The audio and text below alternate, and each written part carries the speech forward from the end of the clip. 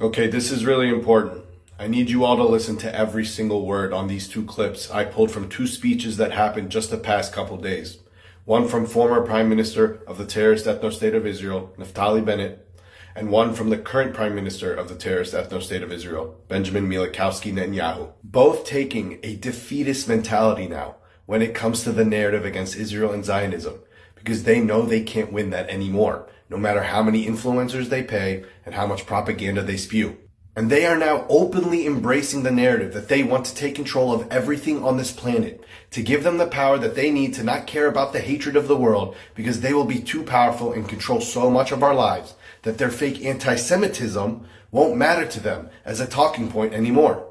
And now that they already control our politicians, the media, entertainment, real estate, and the banking system, they are openly saying that they want to control the two next things on the rise, which is cyber tech and AI, so that they can break themselves off the teat of the United States and thrive on their own.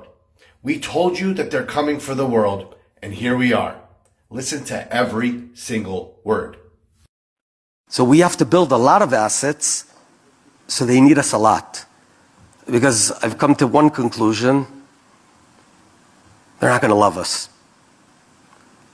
The aspiration that the world will love Israel, it's not going to happen.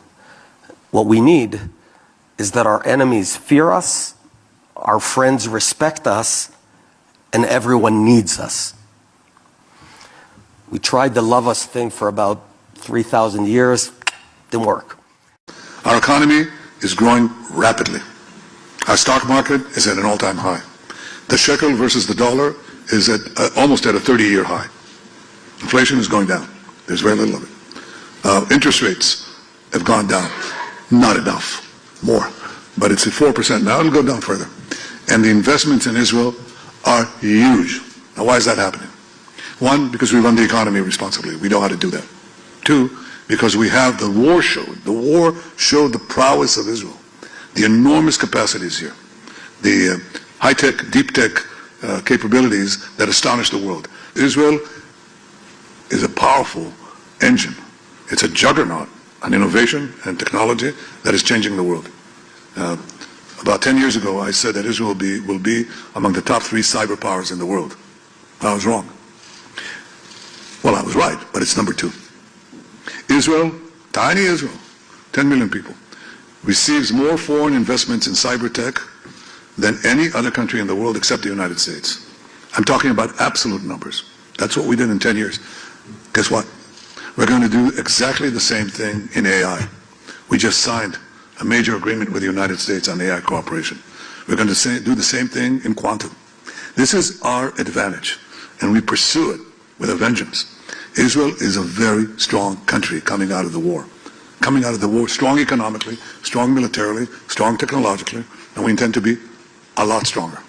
The United States just issued a Security Council memorandum, and it described its vision of regional alliances and anchor countries, and it called Israel, the model ally. The model ally. We've come of age economically, or we will reform our economy with free market principles, so we don't really need, we can afford to give up over a phased period the economic aid that we were receiving at the time, which was financial aid, which was $1.2 billion. That was a lot of money in those days. Our GDP per capita at the time was $17,000. Now, it's going to be very soon $65,000 per capita. And in 10 years, we'll have a $1 trillion economy. Now, that's not a huge economy, but it's not a small economy either. So we can afford to phase out the financial component of the military aid that we're receiving. And I propose a 10-year drawdown to zero. Israel will support itself, and does, just as we fight for ourselves. But our goal is to build an independent arms industry in Israel. I think people are probably shocked by the waves of anti-Semitism that are sweeping those societies, free societies, the United States, Europe, Australia. And these attacks on the Jews were always preceded by vilification, horrible vilifications that even so-called civilized and educated people adhere to, which Herzl saw very clearly, was that when the Jews have their own independent state, they will have the independent power to roll back the physical attacks against us. We suffered during the diaspora from two things that converged and created enormous and repeated tragedy. We were at once prominent and weak. And when you are both prominent and weak, you invite a human quality that happens between individuals but also between nations. It's called envy. And when you envy someone and you can attack them, then you do. And that is essentially the story of the Jews. It's a simplification of anti-Semitism, but it tells you a great deal of what underpinned it. And the minorities that fought back, whether it's the blacks or the gays or women, they fought back. And what we have to do as Jews, both here in Israel and in the various Jewish communities around the world, beginning with the United States, is to fight back. There's going to be a media war, there's a digital war. Yes, I know all of that. And we're going to fight it together. But the most important thing is that you are willing, God, I hate to borrow this phrase, fight, fight, fight. We have to do it on the information level or the disinformation level as well. And I guarantee you that if we do so, the Jewish future, as you see in this remarkable state, the Jewish state, the state of our people, will have a remarkable future.